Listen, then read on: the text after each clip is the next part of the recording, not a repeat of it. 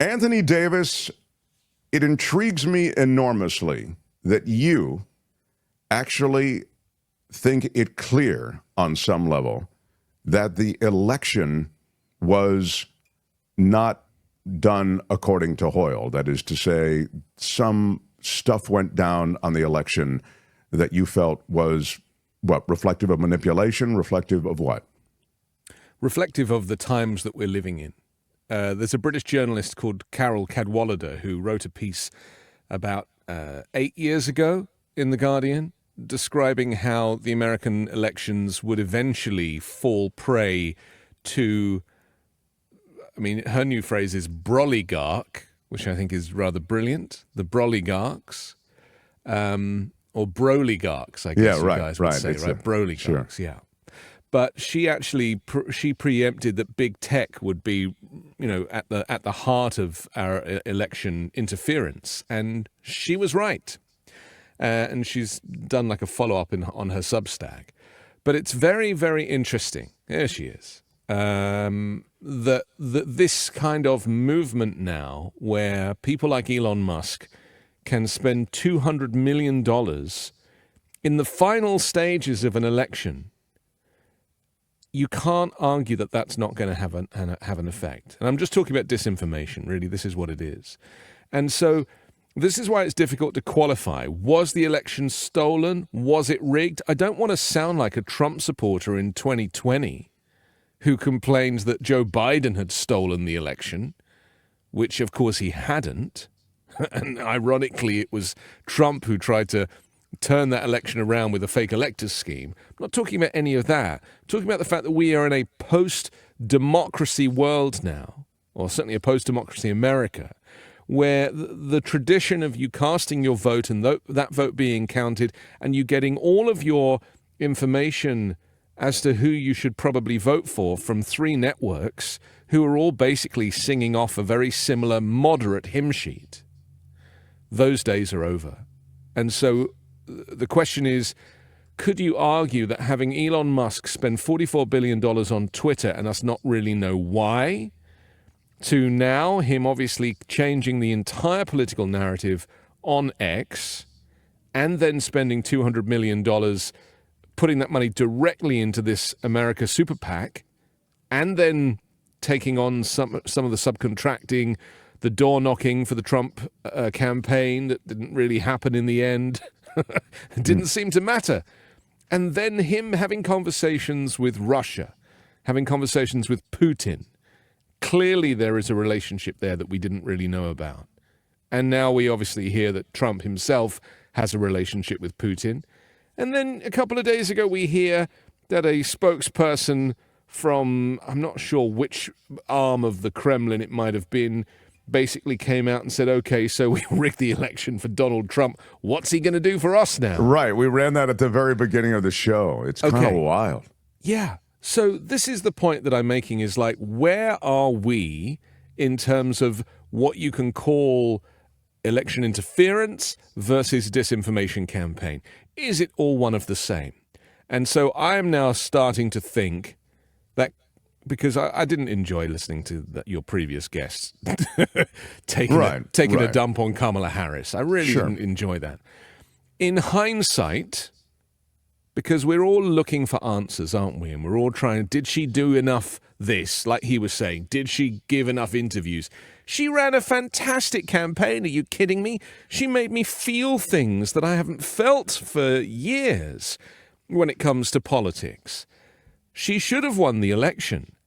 But what chance did she stand up against a disinformation machine that was funded by the richest man in the world, the largest country in the world and one of the wealthiest, Russia, Iran, who were meddling as well, and probably China?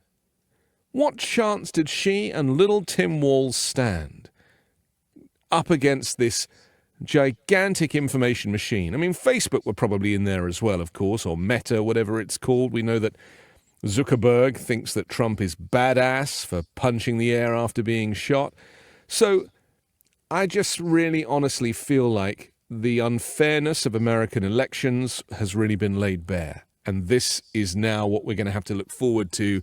And so when you say, is Trump ever going to leave? Well, yeah, he might pretend to have an election like Putin pretends to have elections. But you have no chance of getting any votes or enough votes for the opposition, i.e. the Democrats, because the disinformation machine is so significant. Yes, it's the Stalin thing. It's not about the voting; it's about the counting. Yeah. Larry says what she did in 107 days was amazing. Stop faulting her and the party. It's fair, Larry, to say that, and I agree. But what Anthony's talking about, and I think what that Atlantic piece was speaking of, is something that's excuse me, happening in the culture, and it's played out in crests, if you will. That wave crests at election time, and that speaks to this. The way that information is wired up a certain way. And so you really can't beat back that propaganda. I mean, it's an immense propaganda machine, X and Fox News Channel, and just those two alone. And I thought that they waged a really effective propaganda campaign, given the fact that Donald Trump was just a fire-breathing dragon of hate on the stump. But look at the people who now are regretting voting for him and didn't realize what they voted for. It's like they were put into a trance. Yeah. Right? It's as if they were like, yeah, got to vote for Trump because, a lot of Americans I've noticed through my research have answered the question, why did you vote for a certain candidate? And the ones that say I don't vote say I just don't want to get it wrong. Now, this is something I've never heard before. I've not heard it in Europe. So what does that mean? I don't want to get it wrong. That means that people don't really know much about politics. They're not engaged with politics. They don't know much about the candidates. And they don't want to screw it up for their country because they want their country to have a good president, which is fair enough. So if you apply that logic of I just don't want to get it wrong to the people that did vote for Donald Trump, who are now regretting it, they obviously voted for Trump because they didn't want to get it wrong. And there was a fear with Harris that by voting for her and not really knowing necessarily what she stood for, or maybe because she was leaning so heavily into women's rights and trans rights and human rights, that Donald Trump was an easier choice because there was more clarity and they recognized him off of Home Alone 2. Right? So maybe... I'm just trying to analyze the psychology of those that voted. So, because now, of course, there's a lot of these vox pops going on of people saying, so why did you vote for Trump? Oh, well, because he's going to make things cheaper. No, he's not going to make things cheaper. He doesn't have those. Oh, but he said that he would. Yeah, but he lied to you. He lied to me? Yeah, he lied to you. You're kidding. Well, I mean, that's it's not the even response going to, that we're getting now from people. It's not even going to be that he, that he lied or whatever. You end up, there's a blame game. They'll always spin that the Democrats are the reason that we can't give you the thing that we told you we were going to give you. Yeah. I mean, I think on some level that's always the default. But it's not even about that anymore, is it? Because, we used to call the propaganda, when it was more moderate and traditional, it was called electioneering and campaigning. So you would have to follow through with your promises. And Trump likes to rewrite history and say, last time I did everything I said I was going to do. And so he's brainwashed people into saying, well, Trump does what he says. That's what, when people voted in 2020, they were like, we voted for Trump because at least he does what he says he's going to do. Except he didn't build the wall and get Mexico to pay for it. All that stuff he didn't do. My fear is this time around it's different. He's definitely learned from before. And from what I'm reading, he is going to be heading into this administration in a more authoritarian fashion than we could have even imagined. Like, whatever your worst fears were for this administration, you need to double it and triple it. Because Mike Huckabee Sanders, are you kidding me? They've just announced him. Like, as the former governor of Arkansas, as the ambassador to Israel. Are you kidding me? Oh, my God. Yeah.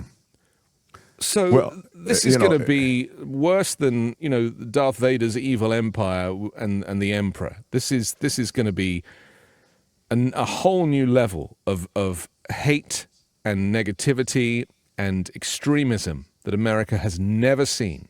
And there are no guardrails to protect everybody else. Michael Peacock says, I don't understand why the mainstream media and places like Midas Touch are so dead set on accepting the results, fully knowing that he tried cheating in 2016 and 2020 and here in 2024. Like, why would we swallow this as a legit election, given his dogged determination to cheat one way or another? Because we are vehemently pro-democracy. And unfortunately, that means that we are rooted in the system that we have. We believe in the system that we have. Now, the point I'm making is that I don't necessarily think he infiltrated the system. He infiltrated the information space, which sits above the system. The system is like the operating system, right? You go, you vote, Dominion or whichever machines tabulate your votes. I don't think he hacked those. I don't believe the story about Elon Musk using Starlink to communicate votes. And then because we had this misinformation from Joe Rogan, surprise, surprise, about him saying, oh, Elon had this app and he knew the results 4 hours before everybody else. Right. Yeah. I mean, these things this is interesting. I didn't mean to interrupt, but you don't believe that it was manipulated by getting into the actual voting system via Starlink tabulations. I mean, no. Okay, so it wasn't done that way. You're talking about I'm not saying it wasn't done that way, but I don't believe that those systems are as easy to infiltrate as people think. And I think off the back of especially off the Dominion legal case with the $787 million payout from Fox News, I think that, companies like Dominion are so tight now and locked down. And yeah, of course, they did have some problems with voting machines in various places, but that often happens. They get reset, they get put back online. It's not the machines that they're talking about. It's the Starlink interface in tabulating the data. That's where it would have happened. Well, but you see, none of these machines are connected to the internet. They're just not. They don't work like that. They operate. They're completely free of any networks. They're so high security, and so it's only once the election is done and it's counted and finished that they connect some of the machines to a private network that then can communicate information. But they're not, in the process, they're not connected to the net. So that's why I don't quite understand, because, people are saying a lot of things because people are emotionally hurt. They're struggling. They're really hurt by this result. I am. I mean, I'm still numb. Like, I can't even watch Trump's acceptance speech. I don't want to hear his voice at the moment. Thank goodness he's kind of gone to ground and is just posting online because I don't want to hear from that guy. But I fear that as it's playing out and some of the choices that he's making, bringing this cabinet together, now confirmed Stephen Miller, Deputy Chief of Staff for Policy. I mean, these people, look at Tom Hoffman, for goodness sake. Notice, here's an interesting thing, Mark. They've given Tom Hoffman the role of border czar. Now, that was never a role. That was an invented name that Republicans gave to Kamala Harris because they wanted to hold her responsible for the southern border. So by calling Tom Homan, Homan, the border czar, what that does is it allows people to draw a direct comparison with what he's doing versus what Harris did. And that's very clever manipulation of people because he's going to come in straight away. The guy's, he's like a former border guy. He's talking about the mass deportation of these undocumented immigrants. He was the acting director of immigration under Trump last time. He's a Project 2025 author. He's a Heritage Foundation fellow. This guy is as extreme as it gets, and he is not going to pull any punches. He don't care a jot about immigrants. So in the interviews that I've watched that he's given on Fox and other networks, some of the stuff he's saying is scaring me. It is scaring me. Today, as a matter of fact, Mr. Homan said to undocumented immigrants, we are going to come and we are going to find you. Yeah. Yesterday, or the day before, I believe he told Democratic governors, get the hell out of our way. Wow. Yeah. Here's another quote for you. He said he was going to run the biggest deportation force this country has ever seen. I mean, we've deported pretty big numbers of people under Obama, even, right? They called Obama deporter-in-chief. The kind of, and I think you and I have discussed this, if not on the air, off the air, the kind of infrastructure required from a legal perspective, from a law enforcement perspective, from, I don't know, he's talking military as well, even from, you couldn't possibly deport the millions of people he's talking about with the existing infrastructure. And to establish the kind of infrastructure you'd need would bankrupt the country even to a greater degree than, we're already bankrupt. It's just not, it's not, to me, it felt very much like the wall. It felt, we're going to build a wall, Mexico's going to pay for it. We're illegal immigrants, shut down the border. We're going to deport them all. We're going to deport them, mass deportation, day one. I think they'll deport several 100,000 people. I think they'll make big shows of it. I think it'll be awful and painful and heartbreaking. But I also think that he's not going to be able to follow through. He just can't do it. The money's not there, and the structure isn't there for it. Do you agree? Yes and no, because nothing is ever black and white. I think that he will perform an event that will look like a mass deportation on camera. Right. Right. It's the theater. He'll play the theater of it. It'll be a very performative thing, and we'll see people like a chain gang of immigrants shuffling along the tarmac being boarded onto a Spirit Airlines flight. It'll all be very theatrical and completely tragic. And so, you throw in him, a lot of confirmation now that they want to shut the Department of Education. I mean, that in itself, I saw Rick Scott this morning say, we have to throw it back to the states. Why should there be a federal education authority? Got to throw it back to the states. Well, we know what that means because we've seen it with abortion. It'll mean that if you are in a Republican state, your kids are going to be indoctrinated into far-right Christian nationalism in school. And if you're in a Democrat state, then you're going to learn about equality, diversity, and how the rest of the world operates. No, they're building a Christian army. Yeah, there is a madness to it now. But and Rick Scott, you mentioned him, he's guilty of the greatest Medicare fraud in the history of this country. He is guilty of it. He's also an idiot. I mean, he is an idiot and a far-right nationalist. And I really fear for, he wants the Senate role, doesn't he? He wants to be leader of the GOP in the Senate. Exactly. And that, will be very problematic because he'll make Mitch McConnell seem like a moderate. So got that to look forward to. And then one final thing I'll say, because I know you have another guest waiting. But what I'm reading about the fact that Trump has not signed these peaceful transfer of power documents to confirm that he is free of any entanglements with business or national security, he ain't going to sign those documents, which means he's actually going to be an illegitimate president. This was new legislation that was actually brought in under the Trump administration. He's not even signing these documents. So much of these positions that he's employing, the positions that he's taking, so many of them are illegal and immoral, and that is not going to stop him on any front. We are going to see an authoritarian regime that is so much more extreme than we had planned for. And thank goodness, if you live in a state with a Democratic governor, at least you might get a little protection. Kim, real quick, we got to say goodbye to him. Real quick, we understand that Florida Senator Marco Rubio is likely to be Secretary of State. And I wonder if either of you had knowledge that he was a player on the international stage of world politics. Well, I knew that only 3 years ago he hated Trump and was very public about that. And so this is, for me, the biggest turnaround. What's his experience on the world stage?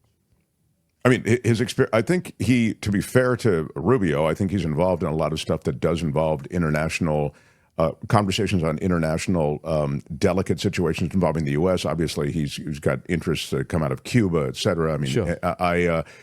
I think on the turnaround thing, of course, he's become an utter supplicant. It's amazing. Well, they all have, haven't they? Yes, that's right. And to see him become Trump's bitch so quickly is an amazing transformation. But he has now been his bitch long enough for now the last couple of years that's how he ascended to this place. Trump doesn't care. He just wants loyalty, maximum loyalty. And if people say, if they kiss the ring, then that's good enough for Trump. No scruples, no morals. Doesn't matter what's been said before. It's what's happening now. And I want to talk to David K. Jonathan, too. It's clear that it's the death of expertise. It's the death of of those who really are competent. It's the death of competence on some level. And Yeah. you have a lobbyist moving into, again, to run EPA, to basically finish off EPA along with these other appointments. So let's continue this again in the days ahead. You can find Anthony Davis on the Midas Touch Network. His 5-minute news is a big hit. And I love your takes. I love when you do a spontaneous take once in a while. So come visit again soon, pal. You're my favorite Britisher. Anthony Davis, everybody. Yeah. Hi, it's Mark, and I thought that was great. Hit the notification bell. You'll know whenever there's a new video being dropped, and please subscribe to our channel to help us save the universe.